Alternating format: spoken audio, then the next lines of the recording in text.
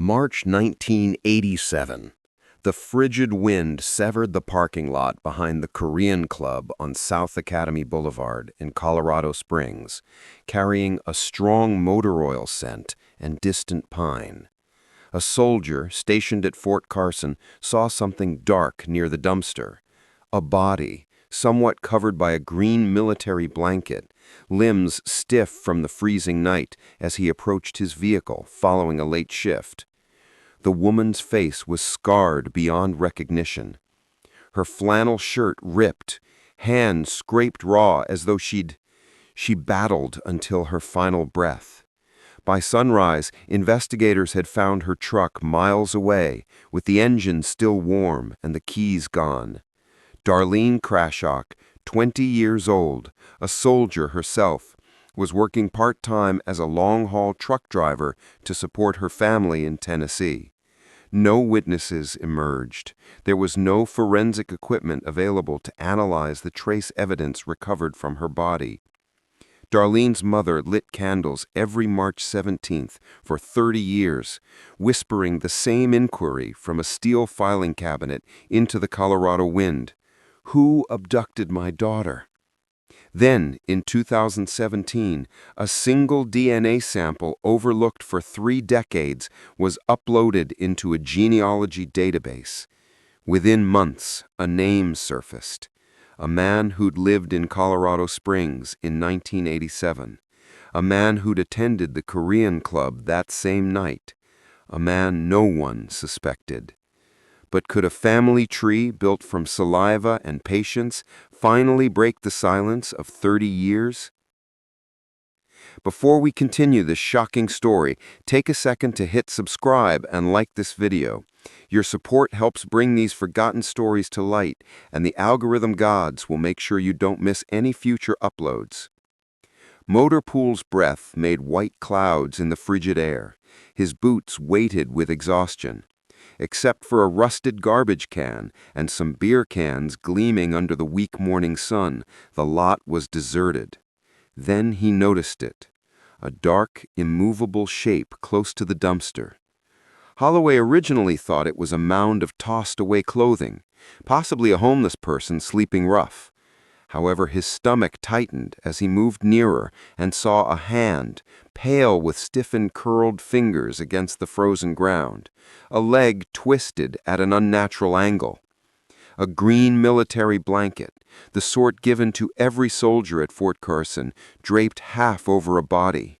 As Holloway reached for the payphone fixed to the brick wall of the club, his hand trembled. His voice cracked when the dispatcher answered. "There's a body behind the Korean Club. I think she's dead." Within minutes, sirens shattered the morning silence. Colorado Springs Police Department patrol cars screeched into the lot, followed by an ambulance, then detectives in unmarked. At 7:12 a.m., Detective Mark Hilta, a 15-year veteran with the CSPD, arrived. He knelt alongside the body, his knees driving into the cold tarmac, and tugged back the blanket. The lady was young, early 20s. Her face was swollen, bruised, a deep purple around her eyes and jaw. Her flannel shirt, red and black plaid, was ripped at the collar. One sleeve tore clean off. Her jeans were intact, but her hands told a story. Scratched knuckles, shattered fingernails, defensive wounds. She had struggled hard. Hilta's jaw clenched.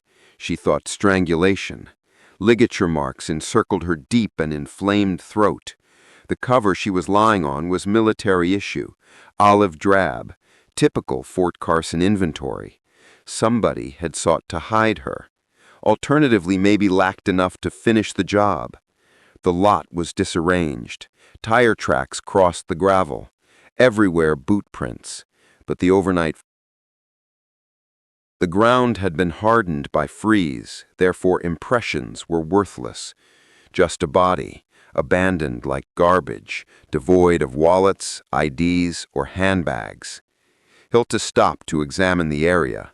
Slightly ajar hung the back entrance of the Korean Club. Its lock was broken.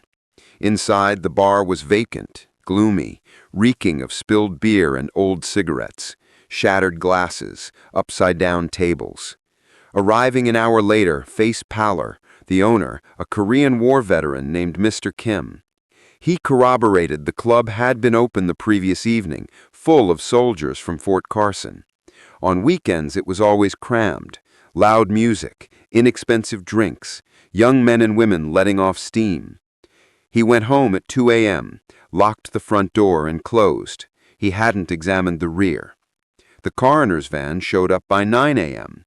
The corpse was gently transferred onto a gurney, evidence wrapped under the blanket. Hilta saw the van doors shut. The sight of those cut hands imprinted itself into his memory. The identification happened quickly back at the station. Fingerprints corresponded with Army records.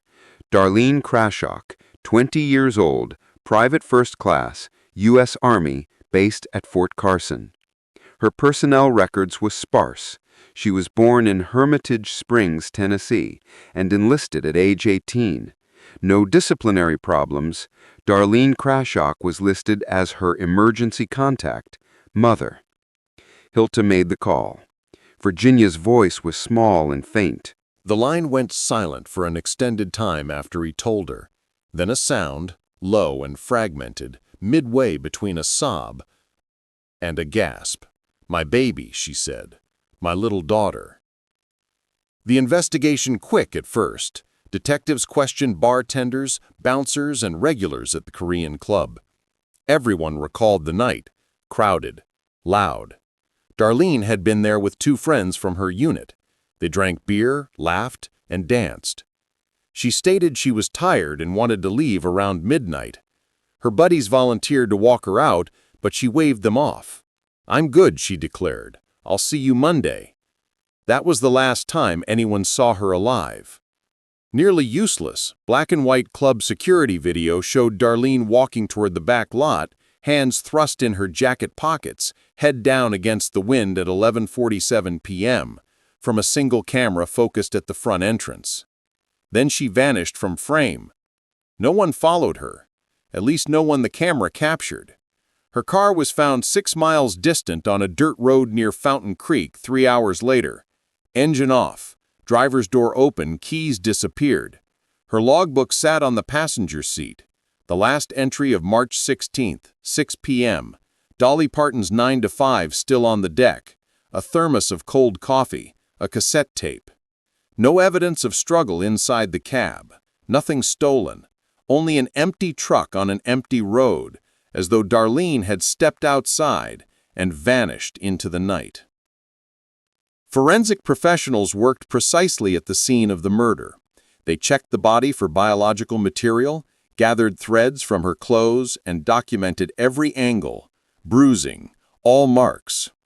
In 1987, DNA technology was still young. The name genetic fingerprint had just been created 2 years before. There was no apparatus at the Colorado Springs lab to examine it. The samples were kept in a freezer, carefully labeled and sealed in plastic evidence bags. Perhaps one day, science would catch up, but not today. By the end of the week, the case had stopped. No witnesses came forward. Nobody had seen anything or heard anything. The military community at Fort Carson closed ranks. Wall of silence Hilta couldn't penetrate. Some muttered darkly that Darlene had taken risks by going to a bar alone, as though that justified what had happened. Others said she'd been asking for trouble. Hilta hated those words. A soldier had been murdered, and no one seemed to care. The case was filed under homicide unsolved. The green military blanket, the scraped hands, the tire tracks leading nowhere. All of it locked away in a steel filing cabinet in the basement of the Colorado Springs Police Department. Darlene Crashock became a number, case Thurber 871429, a name on a growing yearly list of cold cases.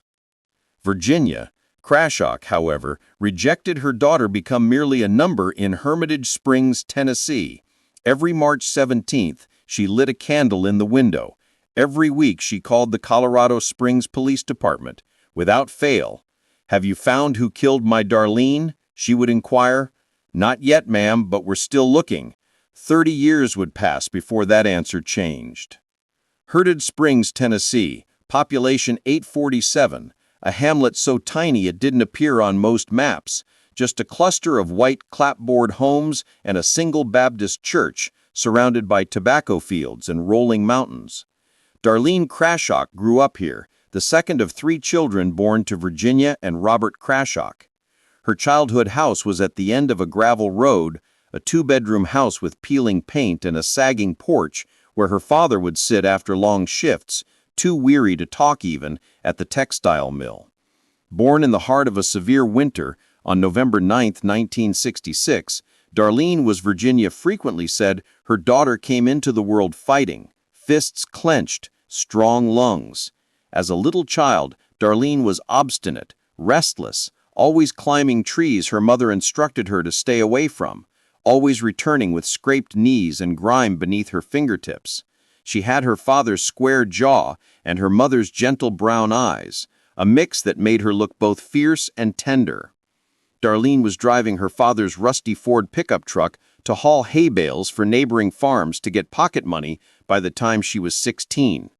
She enjoyed the job, the solitude of the open road, the engine hum, the way the world felt larger behind the wheel.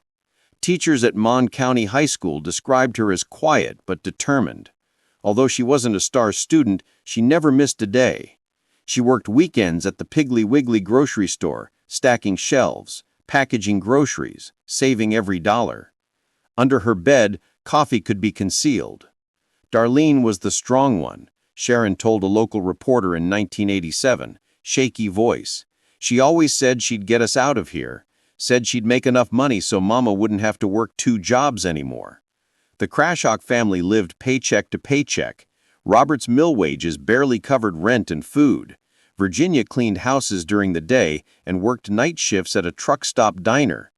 Darlene felt something hardened within her as she saw her mother's hands bleed from hot water and bleach. She wouldn't end up like that. She couldn't. 2 months after her high school graduation, Darlene entered the Army recruiting office in Cookeville, 20 meters from Hermitage Springs, and the recruiter, a staff sergeant with medals, asked her why she wanted to enlist. Darlene waited not a second. "I need money," she said, "and I must leave Tennessee." He signed her documents that same day. Darlene left for basic training at Fort Jackson, South Carolina, and Virginia sobbed. Waving from the porch, she watched the Greyhound bus depart. Her daughter's face pushed against the window, one hand was raised in farewell. Robert did not weep. He went back inside with clenched lips once, nodding. Virginia discovered him late that evening, sitting in Darlene's empty room, clutching the stuffed bunny she had slept with as a youngster. Basic training was terrible. Darlene wrote letters home every week, her writing neat and careful. She told them about the heat, the drill sergeants who yelled until their faces turned purple, the blisters on her feet from marching in boots that never quite fit. But she also wrote about the pride she felt when she finally earned her uniform, the way it made her stand taller, feel stronger. "I'm doing this for us, Mama," she wrote in one letter. "I'm going to make you proud." Darlene was assigned, after basic, to Colorado Springs, Colorado, Fort Carson. She arrived in January 1986. Stepping from a military transport bus into air so frigid it burned her lungs. The base, a massive grid of barracks, training areas, and motor pools, extended at the base of the Rocky Mountains. Working in supply logistics for the 4th Infantry Division, she was given responsibility. It wasn't glitzy. Long hours in overheated rooms, equipment checks, and inventory sheets made it stable and paid. Yet it wasn't enough. Darlene worked the numbers. After having spent her barracks expenses and sent half her pay home to Virginia, Darlene had practically nothing left. So she found a part-time driver position with A Fountain, just south of Colorado Springs, civilian trucking firm. Long-distance routes, cargo runs to Denver, Pueblo, often as far as Albuquerque. The pay was excellent, but the hours were harsh. Darlene didn't grumble, though. Her Fort Carson roommate, Private Linda Haynes, remembers those months very well. Darlene would come back, Linda remarked years later, voice thick with regret. Exhausted on Sunday nights, she would crash on her bunk, still wearing her boots, barely able to move. But she never missed a Monday morning formation. Never. She was the most determined person I ever encountered. The two ladies became friends.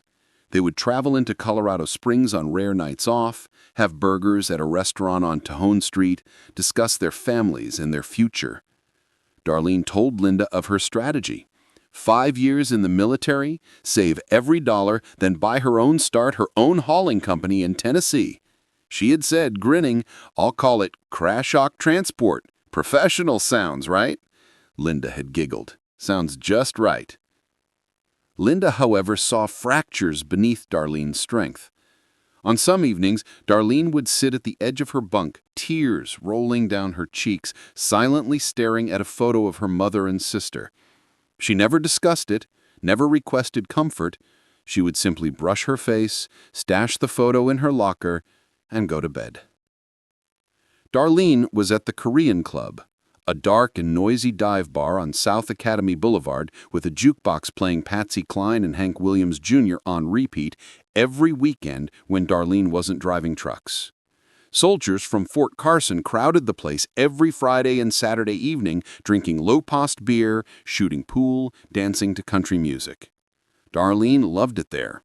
It was one of the few places where she could relax her guard, chuckle without considering rent or her mother's medical expenditures or the next truck route.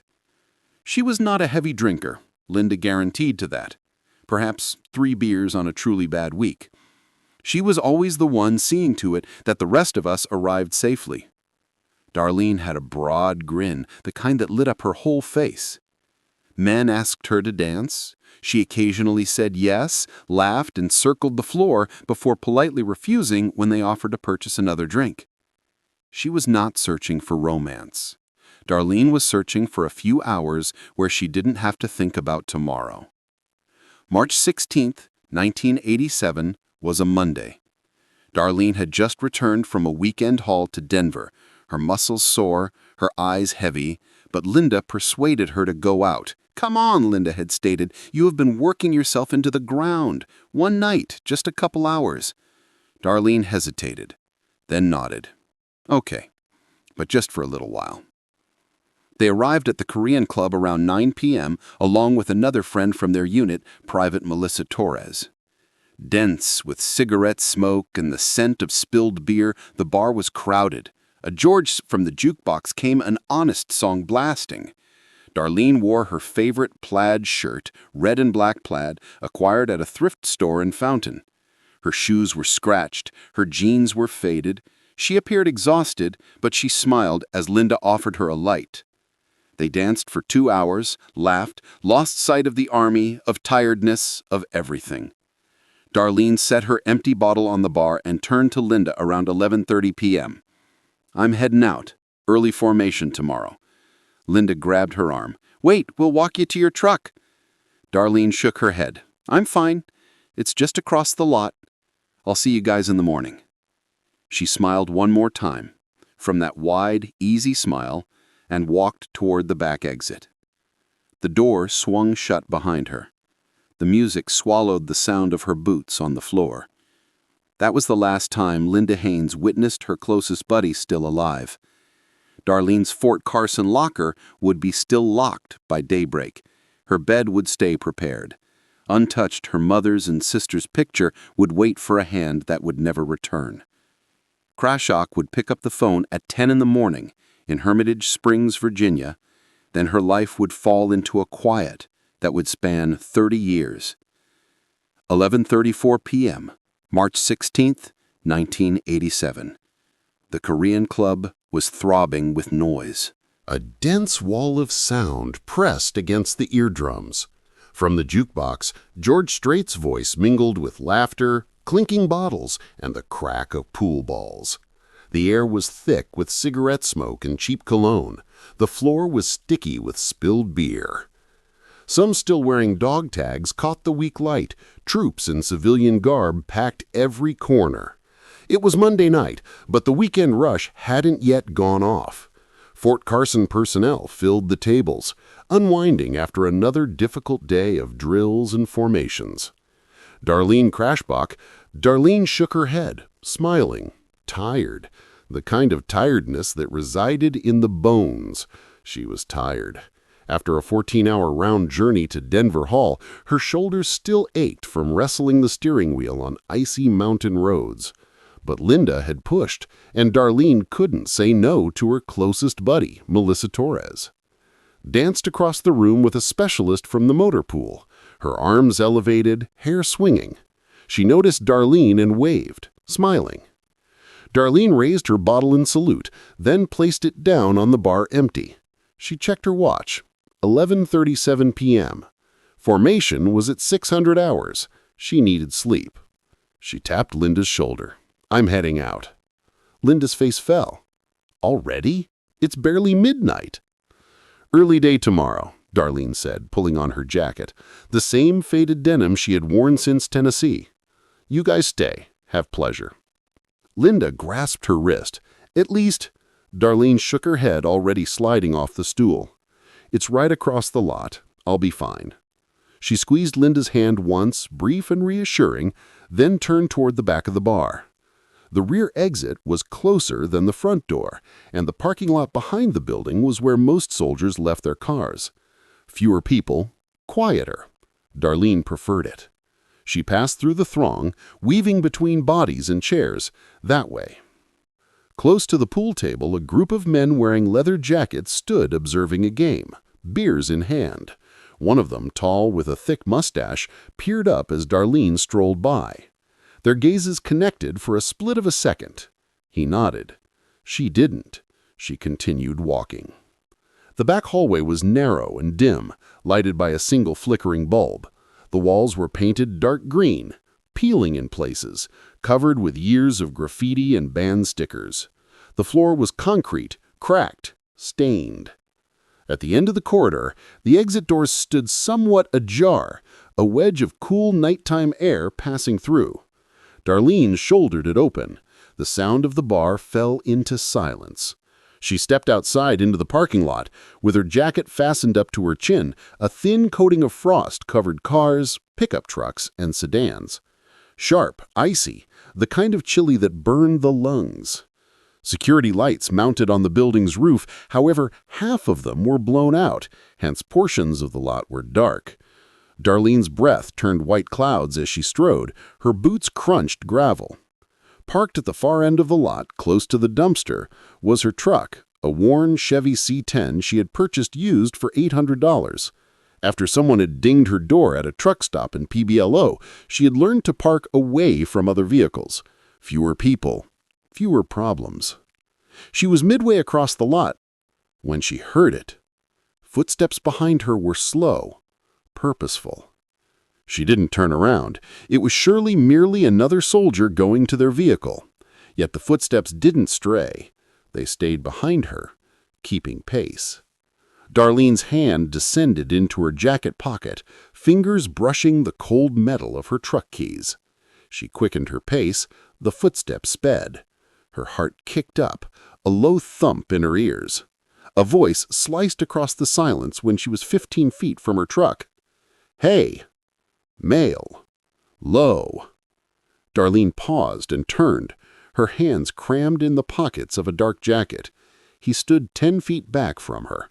His features were dark, but she could see the silhouette of tense and broad shoulders. He stayed there silently, observing, not approaching. "Yes?" Darlene's voice was strong, but she squeezed the keys more tightly. "Do you have a lighter?" She neither smoked, never had. "No," she stated. "Sorry." The man shook his head slowly, did not go, just remained still. Her breath was visible in the cold air. She sprinted back toward her truck, keys out and ready. Her hand was on the door handle when she heard the footsteps once again. Faster this time. She whirled around and discovered the man was close now, too close, his hand grabbing for her arm. Darlene jerked back, but he was faster. His fingers clamped around her wrist, hauling her away from the truck. She screamed, the sound sharp and raw, echoing across the empty lot. Her free hand swung up, nails raking across his face. He cursed, stumbled, and she ran. Toward the street, not toward the bar, past the edge of the lot, past the trash can. South Academy Boulevard was 100 yards away.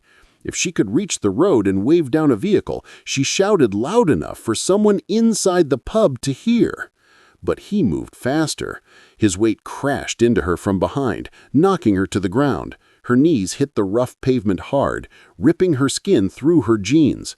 She turned and kicked, her boot hitting something solid. He made a grunt, but his hands were already wrapped around her neck, squeezing tightly. She scratched at his face and arms, trying to reach anything she could. It felt like her lungs were on fire, and the world started to spin with dark edges closing in. Inside the Korean club, the jukebox changed to a new song. Patty Klein's soft and sad voice filled the smoky room. Linda Haynes ordered another beer and laughed at something Melissa said. Neither of them heard the faint sounds coming from the parking lot. They had no idea that their friend was in trouble just 50 yards away. At 11:52 p.m., the back exit door opened. Two soldiers stumbled out, laughing and drunk, leaning on each other to stand up straight. They made their way toward a pickup truck parked by the side of the building, too far from the dumpster to notice the dark shape on the ground. One of them thought he heard something strange, a shuffling noise, maybe a groan. He stopped and squinted into the dark. "Do you hear that?" His friend shook his head. "Hear what?" "I'm not sure. I thought I heard something." "You're just drunk, man. Let's go." They got into the truck and left, their taillights fading away on South Academy Boulevard. The parking lot went quiet again. By 12:10 a.m., a green military blanket from Fort Carson covered a body near the dumpster.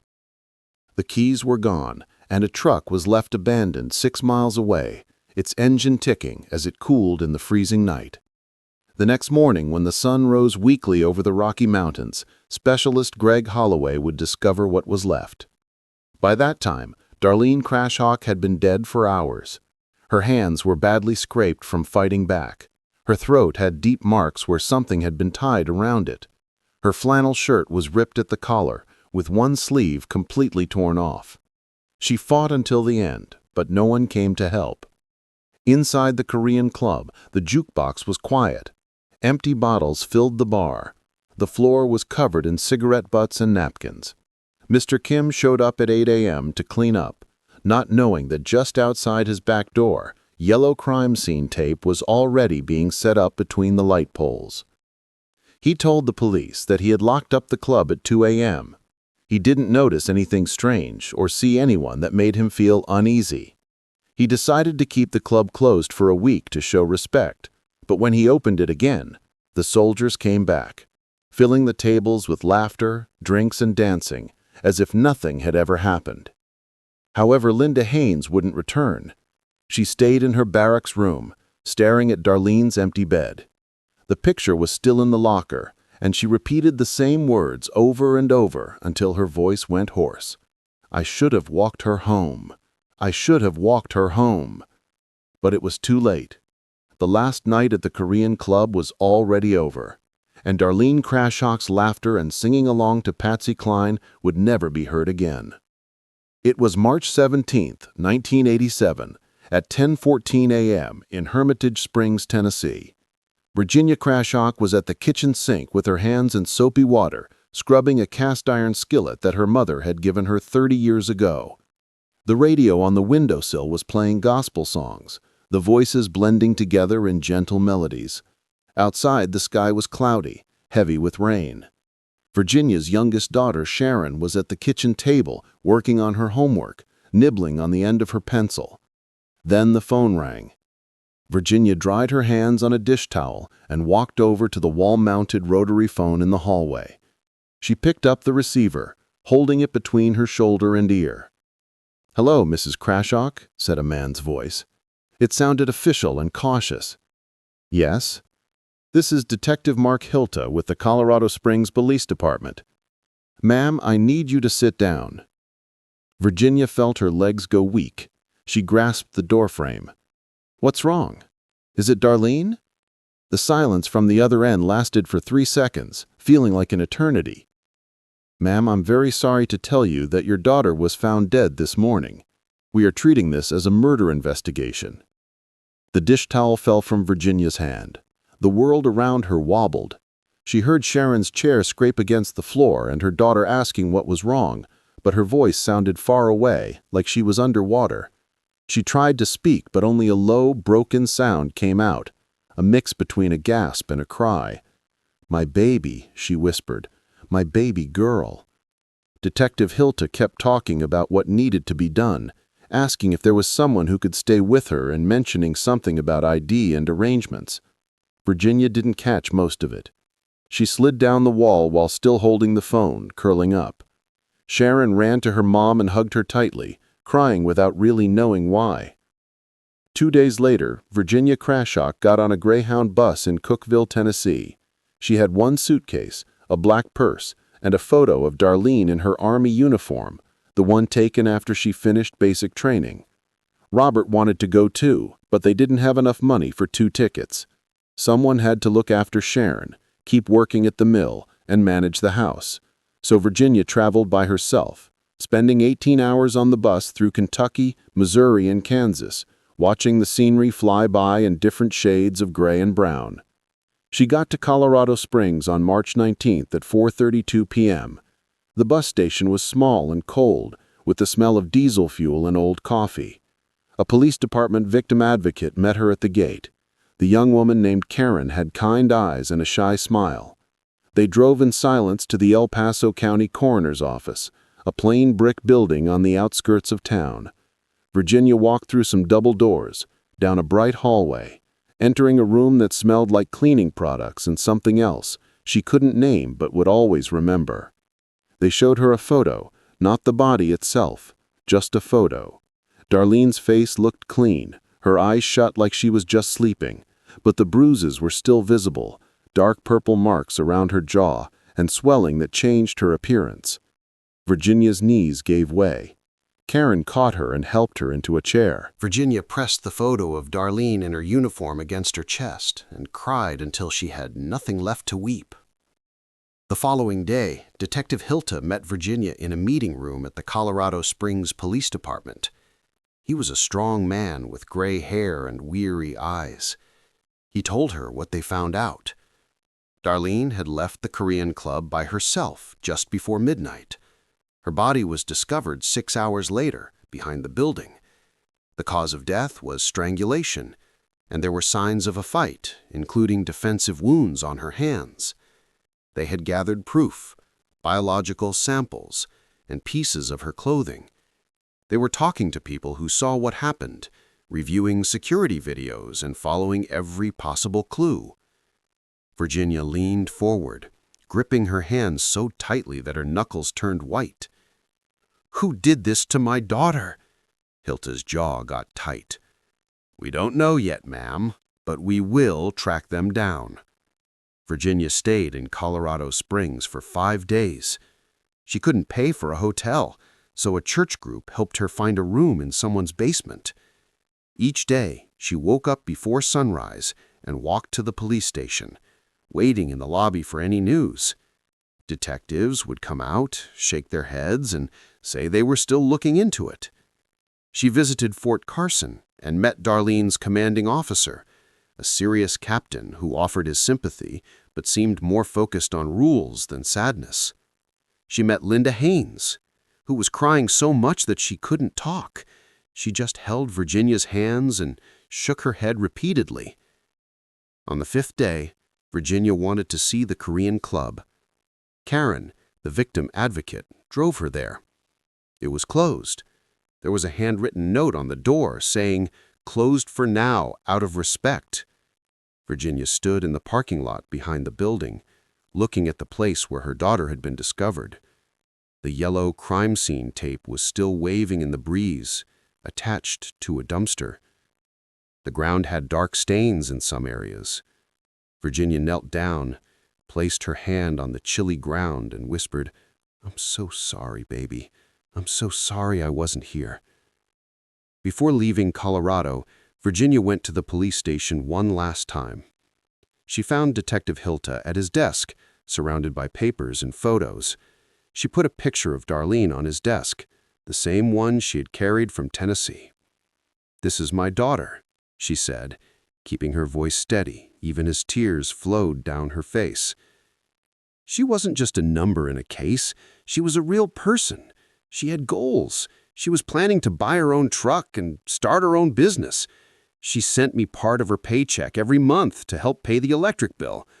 She was my girl. Hilta stared at the picture for a long time, then looked at Virginia.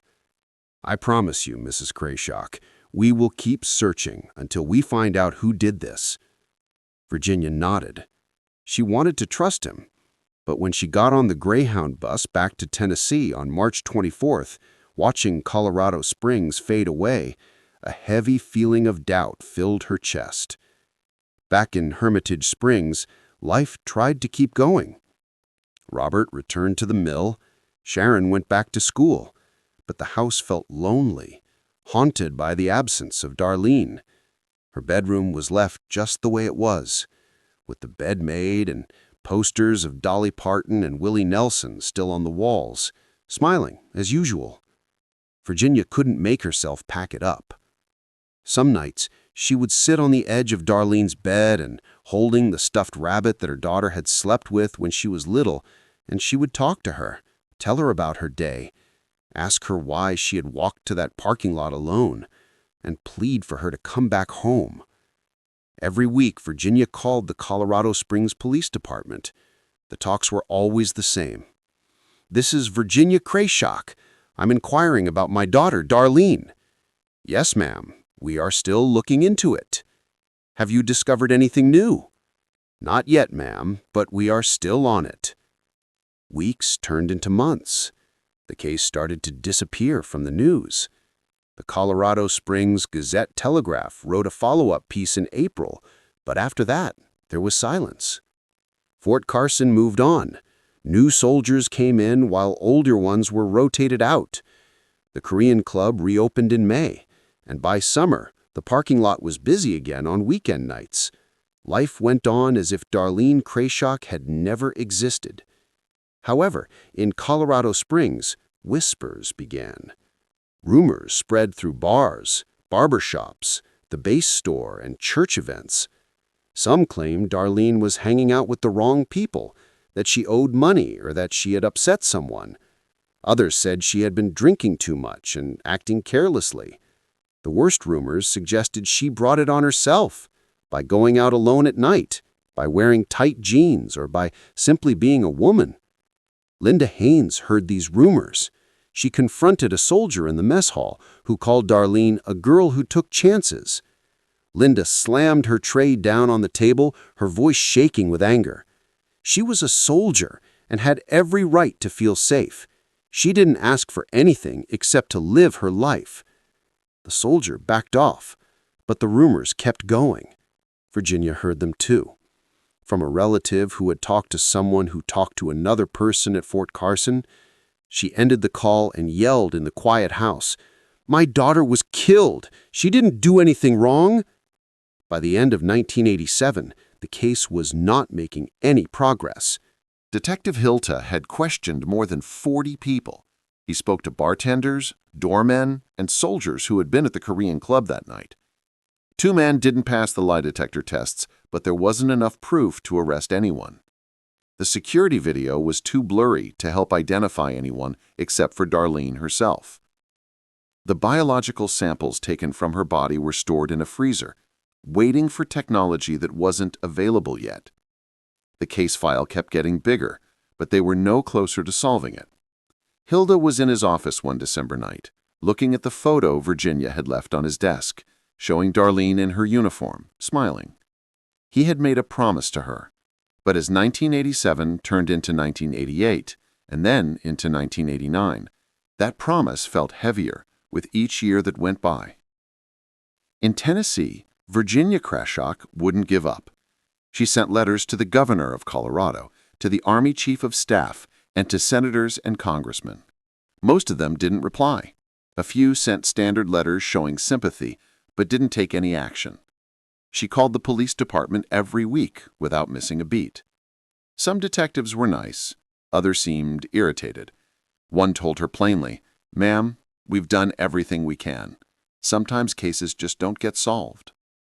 Virginia hung up and cried for an hour. Then she picked up the phone and called again the following week. Years flew by. Robert passed away from a heart attack in 1995. Sharon moved to Nashville, started a family, and tried to create a life away from the sadness that had taken over her childhood. But Virginia stayed in Hermitage Springs, in the house with Darlene's untouched bedroom, the stuffed bunny on the bed, and the picture of her in uniform on the dresser. Every March 17th, she lit a candle in the window, and every week, without fail, she called Colorado Springs. "This is Virginia Crashock. I am calling about my daughter Darlene. Case number 871429. There was a short pause. Virginia could hear keys clicking. "Yes, ma'am, I see your file. I'm sorry, but there are no new updates." Virginia shut her eyes. "I understand. I just wanted to make sure you still remembered her." "We haven't forgotten, ma'am." She ended the call. Outside her window, spring was trying to break through the dull Tennessee sky. Daffodils were pushing up through the dead grass. Virginia realized she would not see summer. She was aware of that. What troubled her was not death itself, but the fear of dying without finding out the truth. For 24 years, she had been asking the same thing. Who killed my daughter? And she knew she would pass away without knowing. On August 3, 2011, Virginia Crashock passed away while sleeping. Sharon found her the following morning. Still in the chair, the phone was right by her side. At the funeral, fewer than 20 people showed up. The pastor spoke about having faith and determination, about a mother's love that never quits. Sharon stood at the grave holding her own child's hand and whispered, "I'm sorry, Mama. I'm sorry. I wish we could have found the answer for you." In Colorado Springs, no one called the police department to inform them that Virginia had passed away. The weekly phone calls just stopped. For several months, nobody noticed the silence. Virginia Crashock had become something people barely paid attention to, a voice everyone had come to expect every Tuesday afternoon. When the calls finally stopped, it felt like a relief, taking away a constant reminder of a problem that had gone on for 30 years. Darlene's case file stayed in the same place it had been since 1987, sitting in a metal filing cabinet in the basement of the Colorado Springs Police Department. The case was labeled Jurger 871429. The file was thick, stuffed with statements from witnesses, photos from the crime scene, and reports from forensics. The biological evidence, which included carefully preserved samples taken from her body that chilly March morning, was stored in a sub-zero freezer in the evidence room. Over the years, it had been moved a couple of times during office renovations, but it had never been looked at again. Back in 1987, DNA technology was too basic to analyze it.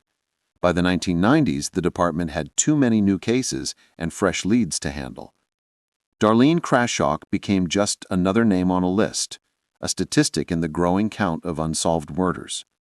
The Korean club where she died shut down for good in 1993 and was demolished to make space for a strip mall. The parking lot where Darlene lost her life is now a Starbucks. Fort Carson kept bringing in waves of new soldiers. Most of them didn't know who Darlene Crashock was. Linda Haynes left the Army in 1990, unable to forget the guilt of that final night. She moved to Oregon, got married, had kids, but never talked about her experience at Fort Carson. Some hurts are just too painful to go back to. Life went on. Technology improved. DNA testing became normal, advanced, and able to do things the investigators back in 1987 couldn't have dreamed of. Across the nation, cold cases were being looked at again and resolved using genetic genealogy and familial DNA databases that linked distant relatives across the world. But in Colorado Springs, Darlene's file stayed closed and forgotten until March 2017. Detective John Sarkeesian was 42 years old and worked for the Colorado Springs Police Department for 20 years.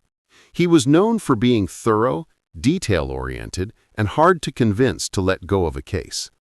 He had spent a lot of his work life dealing with murder cases. But in early 2017, the police department started a new team to look into old cases, and Sarkeesian offered to be the leader. His coworkers thought he was out of his mind. Cold cases were like dead ends in a career. Tough problems without all the answers, like ghosts that lingered but never went away. But Sarkeesian viewed it differently. To him, it was about unfinished work. His office was a small room on the 3rd floor that used to be a storage space, with no windows, and walls filled with metal shelves. Boxes filled with old case papers reached all the way to the ceiling. Years of unsolved crimes were just sitting there, collecting dust. Sarkeesian began by looking at files from the 1980s. He went through reports that were written on old typewriters and photos that had faded to brownish tones. On April 12, 2017, he picked up a file with the case number 8714429. It was thick, and he laid it out on his desk. The crime scene pictures showed a young woman's body next to a dumpster, wrapped in a green army blanket, with dark bruises on her light skin. Witnesses said they saw a soldier leave a bar by herself, while friends who wanted to help her were told to stay back. The forensic reports had information about biological evidence that was collected but never tested. Sarkeesian turned to the last page. There was a handwritten note from Detective Hilta, written in December 1987. It said all leads were gone, there were no suspects, and the case was on hold until new evidence came in. Sarkeesian leaned back in his chair. The victim was Darlene Crashock, who was 20 years old. She had been a soldier and a truck driver. She had been dead for 30 years. He picked up the crime scene photo and examined her face. The bruises couldn't hide that she was young and had once been full of life. Just someone's daughter. He thought about his own daughter, who was 17, talking about possibly joining the army after finishing high school. The idea of her being forgotten alone in a parking lot made him feel tight in the chest. He opened his computer and searched for the evidence log number. The biological samples were still there, kept in the freezer. He called the evidence room. "I need samples from case 8714429. Please take them out and send them to the lab for full DNA testing." The evidence technician sounded surprised. "That's a case from 1987. Are you sure?" "I'm sure." 3 weeks later, he got the results back. They revealed a complete DNA profile of a male who was not known to the National Criminal Database or any state database. The profile was now in Sarkeesian's hands, clear and specific. It was the genetic fingerprint of Darlene Crashock's murderer. But without a match, it didn't really help. Sarkeesian was in his office looking at a DNA profile. 30 years back, this kind of thing would have seemed like something out of a science fiction movie. Now it was just part of the job.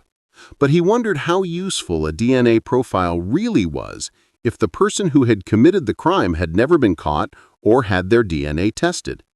He remembered all the articles he had read over the last year about using family tree websites to track down unknown suspects.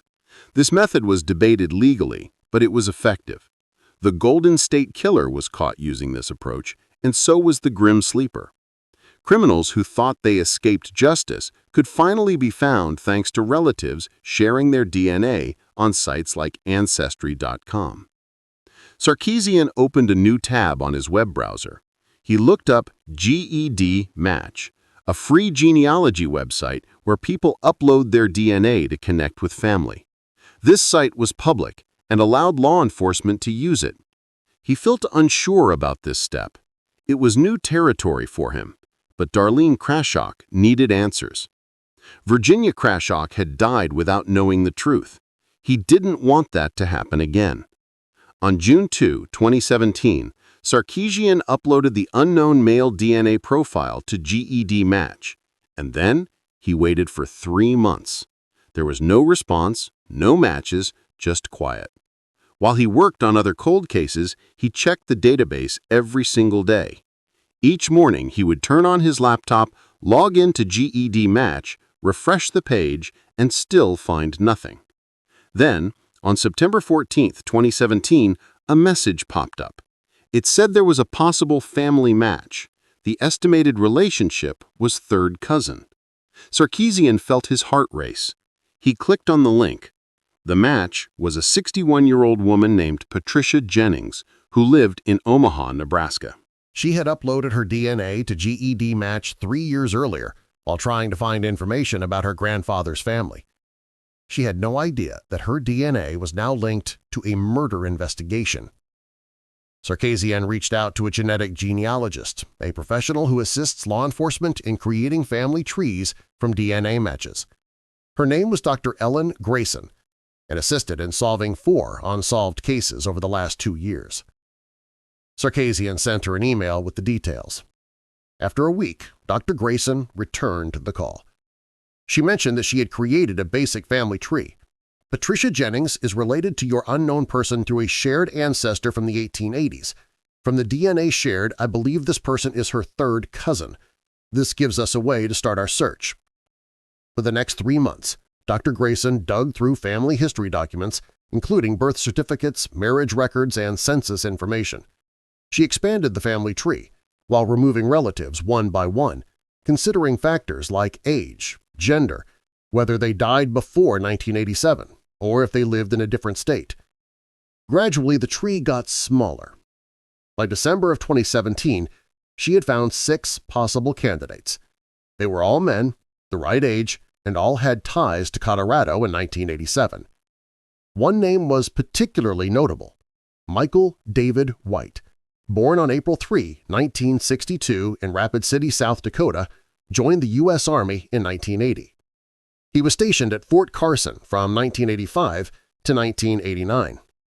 His military records show that he was part of the 4th Infantry Division, the same as Darlene Crashock. He was at Fort Carson the night she passed away. Sarkeesian checked White's personnel file. It was clean, showed no problems, and he was honorably discharged in 1989. After his military service, he settled in Fountain, Colorado, a small town just south of Colorado Springs. He worked in construction, got married, and had 2 children. By all accounts, he seemed like a quiet, ordinary guy, a veteran who kept his yard tidy and said hello to neighbors. But Sarkeesian understood that appearances could be misleading. He retrieved the original witness statements from 1987. Detectives had interviewed over 40 soldiers who were at the Korean Club that night. Sarkeesian looked through the names listed. On page 17, he found Michael White, Specialist 4th Infantry Division, interviewed on March 19, 1987. He stated he was at the Korean Club roughly from 9 p.m. to 1 a.m. He left alone and noticed nothing out of the ordinary, and no further investigation was needed. White was at the bar that same night. He was questioned but let go because they found no proof connecting him to the crime. But now, after 30 years, his DNA matched the biological evidence taken from Darlene's body. Sarkeesian called his captain. "I think we've located him." They proceeded with caution. White was unaware he was being looked into. They needed a new DNA sample, something reliable that could be used in court. On January 8, 2018, 2 undercover detectives trailed Michael White to a McDonald's in Fountain. They saw him order a Big Mac and coffee. After he finished and tossed his trash, they waited for him to leave, then grabbed the coffee cup. It still had some saliva on it. The cup was sent to the lab. They extracted the DNA and compared it to the one from 1987. It was a perfect match. On January 15, 2018, Sarkeesian stood in the Colorado Springs Police Department conference room sharing the case with the district attorney. He showed crime scene pictures, witness accounts, family trees, and the DNA evidence. The chances were so strong that it was nearly impossible to argue against it. The DA listened, asked some questions, looked over the reports, then nodded, "Get me an arrest warrant." Later that night, Sarkeesian was alone in his office holding a picture of Darlene Crashock in her Army uniform. He remembered Virginia, the mother who called every week for 24 years. She passed away 7 years ago, not knowing the truth. He spoke softly to the photo of the woman he never met. "I'm sorry it took so long, but we found him. 30 years, over 10,000 days, a mother's watch that ended quietly, a case file lost in a basement, and one DNA sample forgotten in a freezer, just waiting for science to catch up. Now, at last, justice was almost here." The filing cabinet had kept it hidden for too long. January 22, 2018, 6:47 a.m., Fountain, Colorado. The sky was still dark, the stars fading into a gray before dawn, when 3 unmarked police cars quietly drove down Willow Creek Drive, a calm residential street filled with ranch-styled houses and 2-car garages. Frost covered the windows of cars that were not being used. Lights on porches shone a warm yellow in the chilly air. At the end of the quiet street, a brown brick house with white window frames was dark and quiet. An old American flag hung from a pole next to the front door.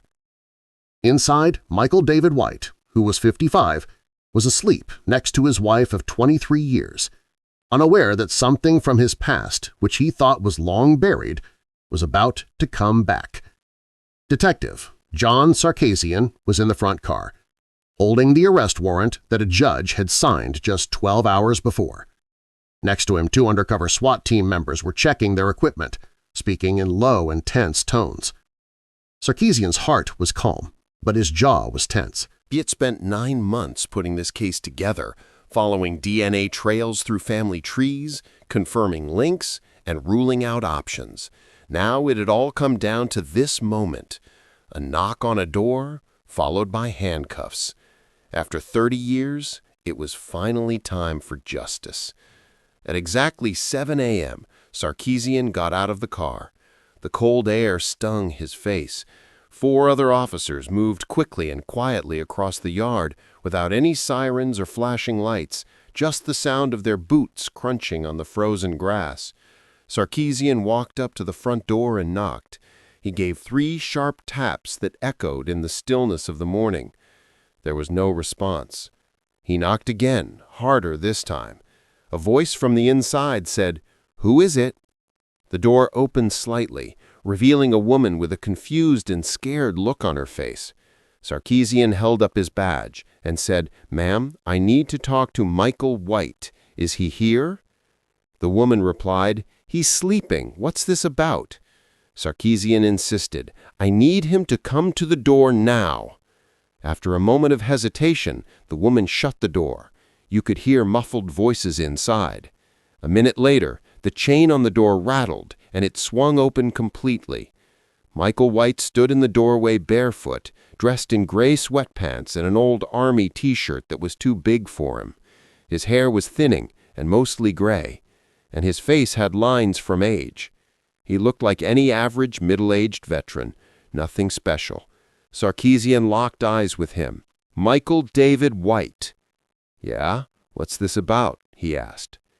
"You're under arrest for the murder of Darlene Crashock." For a moment, White didn't react. His face stayed the same. Then a quick, cold expression flashed across his face, like a shadow over water. "I don't know what you're talking about," he said. "Turn around and put your hands behind your back." White's wife gasped and covered her mouth. "Mike, what's going on? What is this?" White didn't say anything. He turned slowly, stretching his arms back. The sound of handcuffs clicking rang out in the entrance. Sarkisian read him his Miranda rights. His voice was flat and robotic, but every word felt heavy with 30 years of history. "You have the right to stay silent. Anything you say can be used against you in a court of law." White remained quiet. His expression was blank, but his hands locked behind his back were shaking. By 8 a.m., news teams were already outside the Fountain Police Department, alerted by dispatch channels. By 9 a.m., the Colorado Springs Gazette-Telegraph had put out a breaking news update online. An arrest has been made in the 1987 cold case murder of soldier Darlene Crashock. In just a few hours, the news spread throughout the state and then across the country. Major news networks noticed it: CNN, NBC, Fox News. A case that had been forgotten for 30 years was suddenly the hot topic in Hermitage Springs, Tennessee. Sharon Crashock was at work when her phone rang. It was a reporter from the Nashville Tennessean. "Miss Crashock, we've heard an arrest has been made in your sister's case. Do you have any thoughts?" Sharon's legs buckled. She sat down hard in her office chair, hand over her mouth. "What? Who?" "A man named Michael White, a former soldier who was at Fort Carson in 1987. DNA proof tied him to the crime." Sharon couldn't find her voice. Tears streamed down her cheeks. It had been 31 years. She was only 12 when Darlene died. Now she was 43 and had kids of her own. All those years she had carried the burden of not knowing. "My mother passed away without finding out what happened," she finally spoke. "For 24 years she called the police every week, and she died not knowing who murdered her daughter." The reporter's tone softened. "I'm very sorry for your loss." Sharon hung up and called her husband, crying so hard that it was hard to speak. "They found him. They found the person who killed Darlene." That afternoon, the Colorado Springs Police Department organized a press meeting. Sarkeesian stood at a podium with the police chief and the district attorney beside her. Behind them was a screen showing two pictures side by side. On the left was Darlene Crashock in her military uniform, looking young and happy. On the right was a mugshot of Michael White, his face blank and his eyes staring straight ahead. Sarkeesian began to speak, her voice calm and clear. "On March 17, 1987, Private First Class Darlene Crashock was killed behind the Korean Club in Colorado Springs. For 31 years, this case did not have a solution, but we kept looking into it. Thanks to new DNA technology and genetic genealogy, we have found a suspect. Michael David White, who is 55 years old, has been accused of first-degree murder. The proof against him is strong and undeniable." A reporter raised her hand and asked, "Can you explain how genetic genealogy helped in this case?"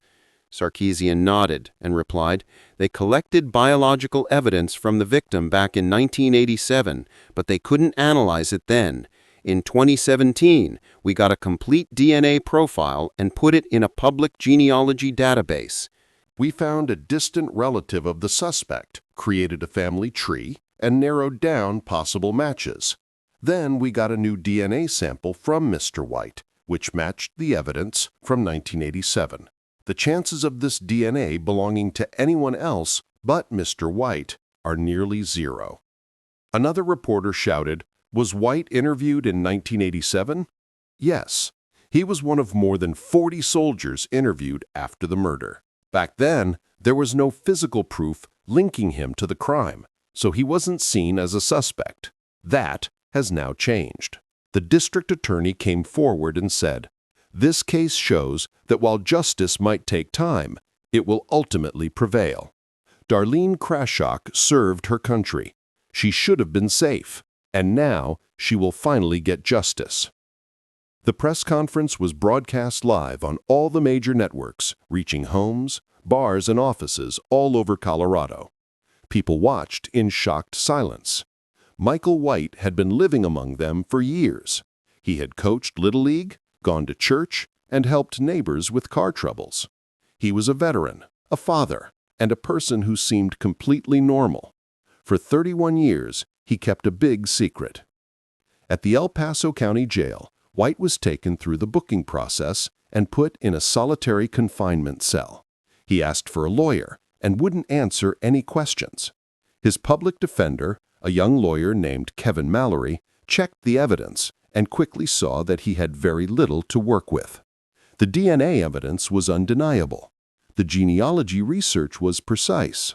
White's own words from 1987 put him at the Korean Club on the night Darlene was killed. There was no defense, no other story to tell. In February 2018, White went to court for his arraignment. The courtroom was full. Sharon Crashock was in the front row with her family and a victim advocate. She looked intensely at White as he walked in, handcuffed and dressed in an orange jumpsuit. He seemed older than his 55 years, with slumped shoulders and a tired face. When the judge announced the charge of first-degree murder, White didn't show any emotion, but his lawyer spoke up. "Not guilty, Your Honor." The trial was scheduled for September 2018. In the following 7 months, the prosecution built a solid case against him. They provided the DNA evidence, explained how the genealogy research worked, and called experts who said it was highly unlikely that the DNA could belong to anyone except for White. They showed crime scene photos, autopsy reports, and heard from Linda Haynes, who traveled from Oregon and broke down in tears on the stand while talking about the last time she saw her best friend alive. The defense had very little to say. Mallory tried to argue that genetic genealogy was a violation of privacy, claiming the evidence came from questionable sources. But the judge allowed that evidence to be used. Mallory also suggested that the DNA might have been transferred innocently, maybe just from a casual encounter in the bar. But the forensic experts quickly proved that idea wrong. The DNA was found in places that were typical of a violent sexual assault. There was no innocent reason for it. On September 24, 2018, the prosecution finished its case. The defense didn't call any witnesses. White did not testify. The closing arguments took 3 hours. The district attorney faced the jury while holding a picture of Darlene Crashock. This young woman served her country and had 2 jobs to help support her family. On March 16, 1987, she left a bar to go home, but never made it because this man, she pointed at White, attacked her in a parking lot, strangled her, and left her body next to a dumpster as if she were garbage. For 31 years, he lived without consequences. He went to his job, he took care of his family, he continued his life while Darlene's mother called the police each week, asking for answers that never came. Virginia Crashock passed away in 2011, 7 years before we discovered who killed her daughter. She died in pain, never knowing the truth. But now, you can help Darlene get the justice her mother wanted. The proof is strong, the DNA is accurate, Michael White is responsible, and it's time he faced the consequences of his actions. The jury talked for less than 4 hours. When they came back, the foreperson stood up. In the case of Colorado against Michael David White for first-degree murder, we find the defendant guilty. Sharon Crashock cried, hiding her face in her hands. Linda Haynes, who was 2 rows back, closed her eyes and said quietly, "Finally." White's expression stayed blank. He looked straight ahead while the judge thanked the jury and scheduled a sentencing date for November. On November 8, 2018, Michael White appeared in court for the last time. The judge, a serious woman in her 60s named Patricia Raldi, looked at him with visible disgust. "Mr. White, you have been found guilty of the cruel murder of Darlene Crashock. This act was pointless, violent, and cowardly. You took away the life of a young woman who had a bright future ahead of her. You shattered a family, and then went on living as if nothing happened. For 31 years you managed to avoid punishment, but that ends now." She gave him a life sentence with no chance of parole. White was taken away, still silent and unreadable. He would spend the rest of his life in the Colorado State Penitentiary, which is a high-security prison in Canyon City. He would never be free again.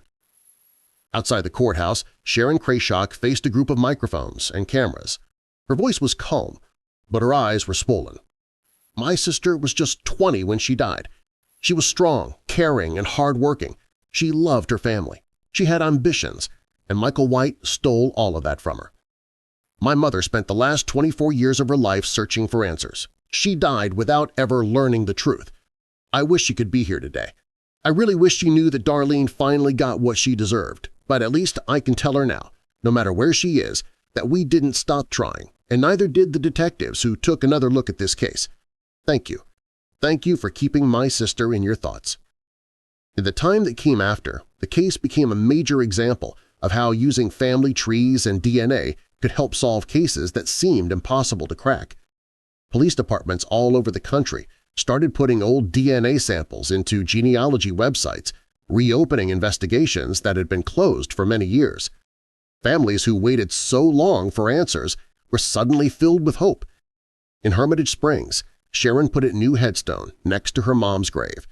It was a plain white marble stone with Darlene's name, her birth and death dates, and a short line that said justice was slow to come but finally arrived. In Colorado Springs, a small memorial was built where the Korean Club used to be, which is now a parking lot for Starbucks.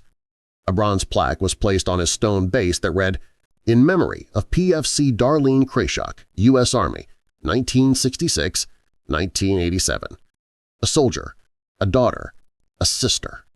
Gone, but never forgotten."